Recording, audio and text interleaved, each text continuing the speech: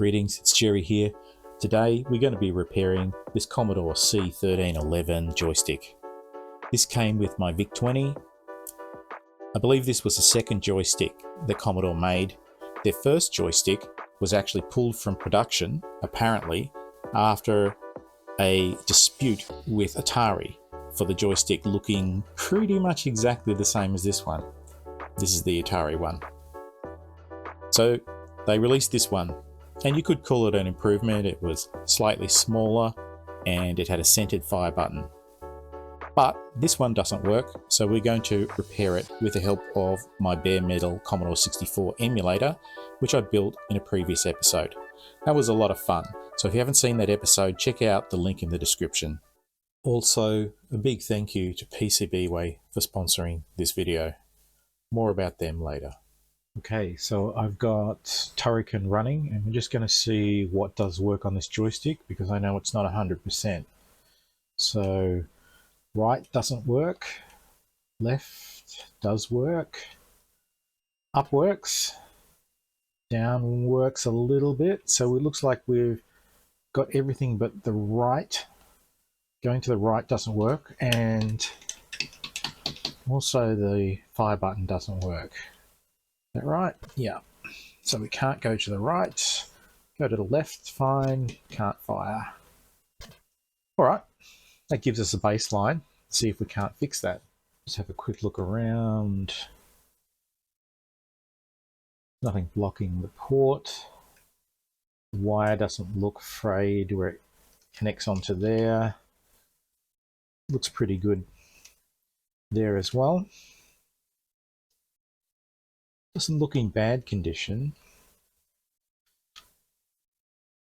Looks like there are 4 screws.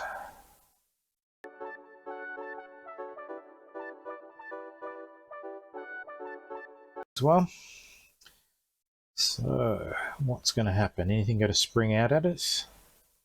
No. All right. Well, it's not a lot going on inside.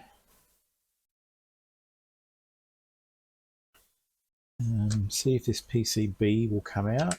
Yep. Well, that was easy. Okay, so I'll just look at this bit first. So this all looks to be okay. Little nubs here, obviously, that are going to press down on the buttons down here, and they all look intact. There's a little bit of strain. I don't know if you can see that, this white bit here where the plastic has obviously been put under pressure, but nothing seems wrong with the plastic part of it. And there's the button.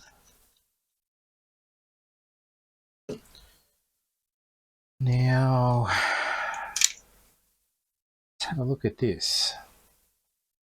I'm almost 100% sure that I've seen a video where there is a spring under this button, under the fire button, and there doesn't appear to be one here. I mean, I could be wrong about that.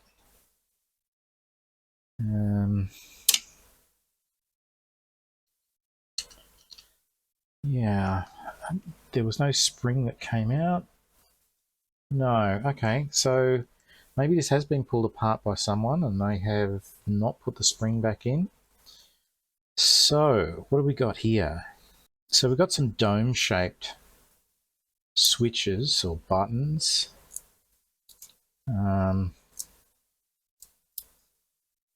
Okay.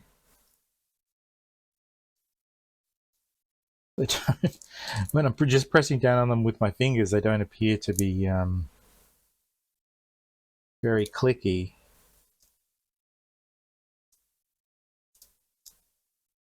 I don't know how clicky they should be, but definitely they're not great. But this joystick was never great anyway. Like, it was always a real, you know, you had to push it from one side to the other with a great deal of force to get it to do anything, is the way that I remember it.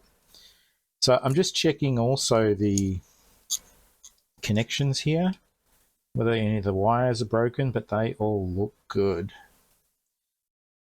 So what we've got here are just buttons essentially, and it looks like a big piece of tape has been put over the whole lot, and that's what's holding these little metal domes in place. I can even see the fingerprints of the person who assembled this, caught forever underneath this tape. I'm actually quite amazed, really, that this tape is in such good condition. Like, it's stuck down and yeah, it looks perfectly okay. It looks like it was put down yesterday. So, yeah. So it could just be that we need to clean underneath these buttons. Maybe the underneath has become tarnished and they're not making connection. Definitely this isn't a quality joystick, but I guess you have to remember that joysticks had literally just been invented, really, when this was made. And it's easy to look back in hindsight and say this is a terrible design, but you know, maybe that's the way things were manufactured in other devices, such as radios and things like that. And so that's how the technology was employed in these joysticks. I mean, it's very simple. Well, I guess let me find some contact cleaner and let's see what happens after we've cleaned underneath. Don't know whether we're going to be able to give them a scrub or something like that, but definitely we can clean them. Put it back together, see if it makes a difference. Look at that. So what have we got underneath? Well, I don't see any corrosion underneath these buttons, or you know, it doesn't look dull or anything like that. Let me see if I can peel that back. Oh, no, that's not true, actually. Yes, it does. I don't know if I can get it at the right angle. You might be able to see that it does look a little bit funky under there. The button itself, like the dome itself doesn't, but the base does. Okay. Like, it's nice and shiny on the dome. So I've got some contact cleaner here. I just want to see what happens if I spray that on.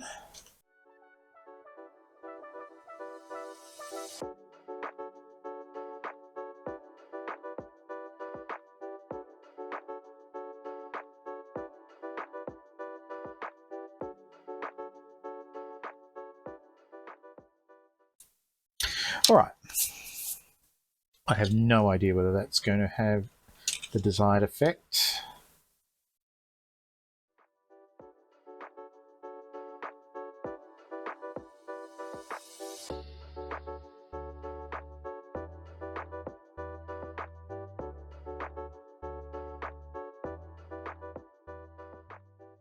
Let's connect it to the computer and see what happens. So, left, no right. Up. I thought we could go down before. Is it actually worse? How about the fire? No. Okay, that did absolutely nothing. Let's go back and take another look. This might be a good opportunity to talk about PCBWay. So this bare metal emulator that I'm using in the video was made from PCBs provided by PCBWay. In fact, these are the PCBs here. So in the video that's linked in the description, I actually built this from these PCBs. Now, PCBWay manufacture PCBs, they do 3D printing, they do CNC milling, all sorts of stuff. And it's not just for professional people, it's for hobbyists as well. They provide a service called their projects page, where you can go and you can find projects like this that have been uploaded by third-party engineers, and you can just order them. and have them delivered directly to your door. And that's a fantastic way to get started in building stuff like this. Righty. So let's buzz out the connections. So I've got the diagram here. It says pin 1 is up.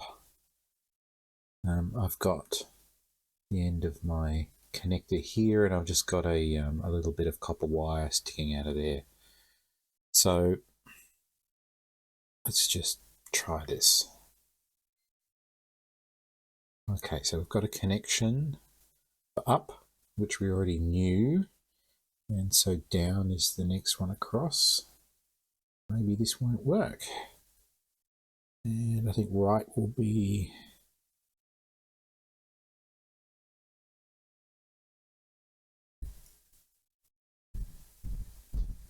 that one. Right. Okay, nothing there.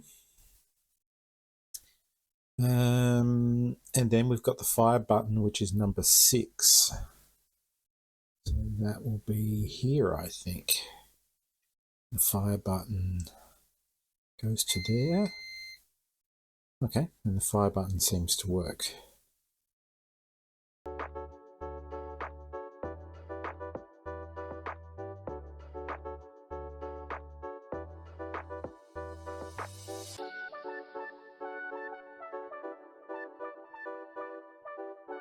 So it feels like we have a connection problem at the very least between these buttons that aren't working before we even get to the buttons themselves, because they still might not be great.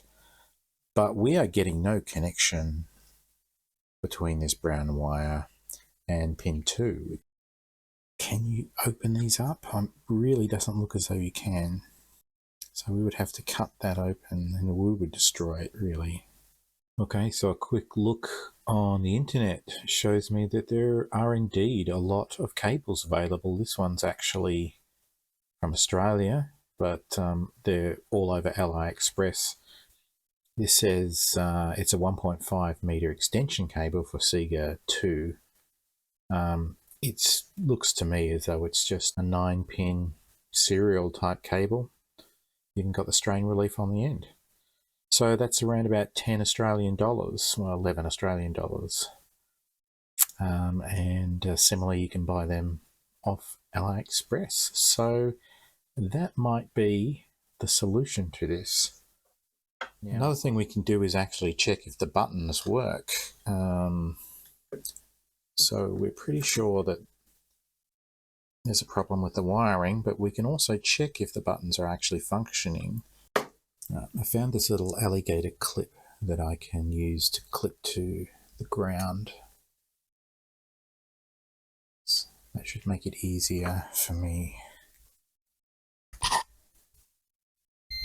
Right, so I don't have to worry about connecting the ground. So we follow this here, so the white one goes to this button here. So if I put it there and press that button, yep, he works. So the fire button goes all the way down to the orange. Let's try that one. He's working. All right, so this one here goes to the brown. Yes. And this one here, where's he going? He's going to the blue. So there you go. I blamed the buttons and they're working perfectly. I should have done this test in the beginning. Although it doesn't help, it doesn't hurt, I should say, to clean the contacts under there. But I guess under this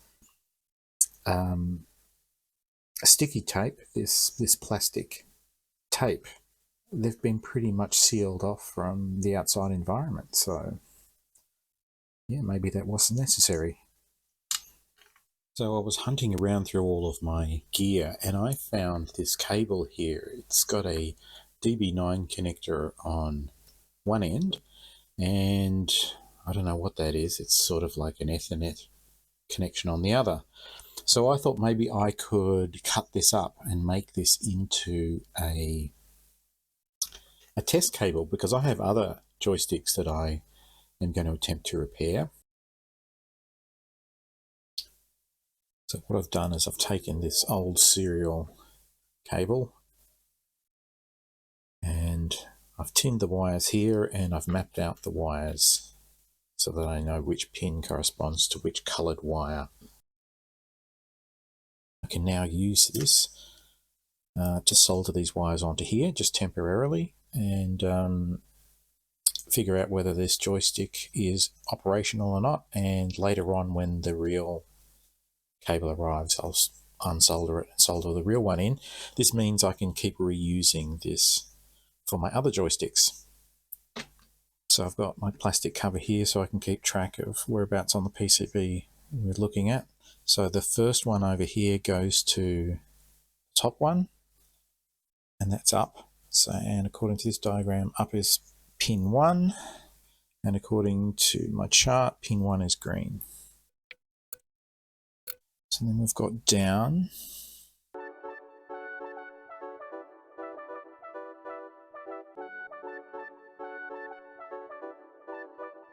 Alright, so we can put this back together and see if we can't test it again.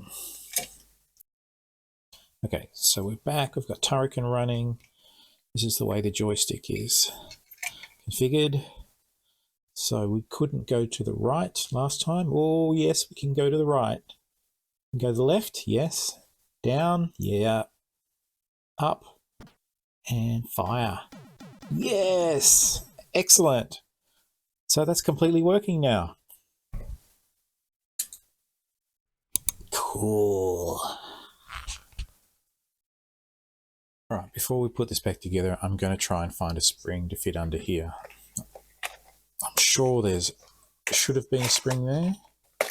What would happen with a spring like this?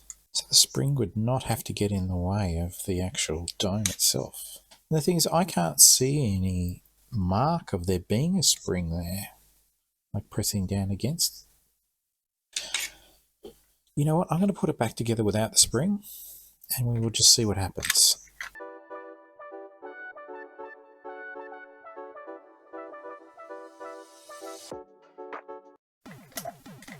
Ooh. So what do you think? Would there have been a spring in there or not? If you know, please leave a comment down below. Otherwise, I think I shall leave this joystick as it is, and I will replace this temporary cable with the real one when it arrives in the post. And I'll reuse this one to test my other 4 joysticks. I think I've got 4 of them lined up ready to repair.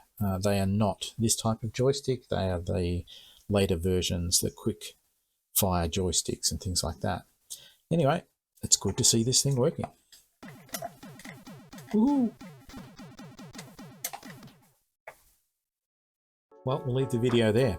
So if you like this sort of content, please think about subscribing to my channel, giving me a thumbs up, leave a comment, all of that good stuff, and I'll catch you on the next one. Ciao!